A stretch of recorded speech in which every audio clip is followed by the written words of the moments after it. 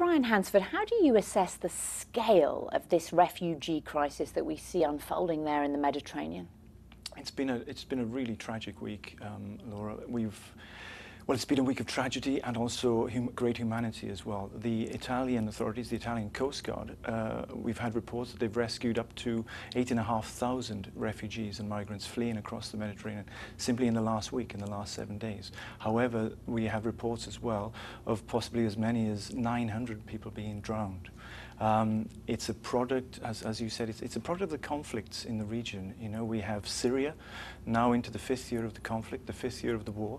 We also have Yemen going up in flames. We have conflicts in Africa as well. It's as I say, a week of humanity, but also tragedy. And does anybody want these migrants? Is any government willing to take them in? Well, what we're calling for, what the UNHCR, the UN Refugee Agency that I work for, recommends is, first of all, we have to prioritise saving lives.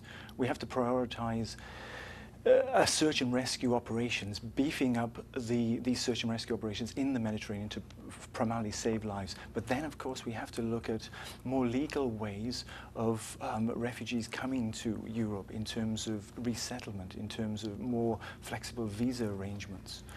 But certainly the first priority, what we're calling for, is saving lives. But it seems that at the moment as though the entire apparatus that was set up after the Second World War to deal with an exodus of refugees is just creaking at the seams, isn't it?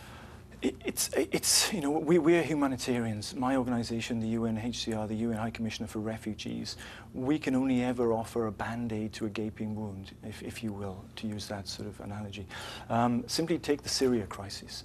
There are now almost 4 million refugees in the region. We have more refugees now, more refugees and displaced people who have fled war and conflict than at any time since World War II. Over 50 million people. Certainly, it's creaking at the seams, yes. And are the wealthiest countries, like the United States, for example, doing enough to take in people fleeing, say, the Syrian conflict? Well, the Syrian conflict, the US has been our largest humanitarian supporter, our largest humanitarian donor. But are they taking in refugees here in the US? They've started taking in refugees here in the US, certainly. The system, they will move ahead in the next few years. They have an open-ended commitment, certainly just the US. But we're also talking, not only the US, we're talking about European countries stepping up to the plate. Certainly Germany and Sweden have taken in thousands of Syrian refugees at this point. But we're looking at the wealthier countries stepping up, because most of these Syrian refugees just turn into Syria, which is the worst humanitarian crisis of our time. Brian Hansford, thank you very much for joining us. Thank you.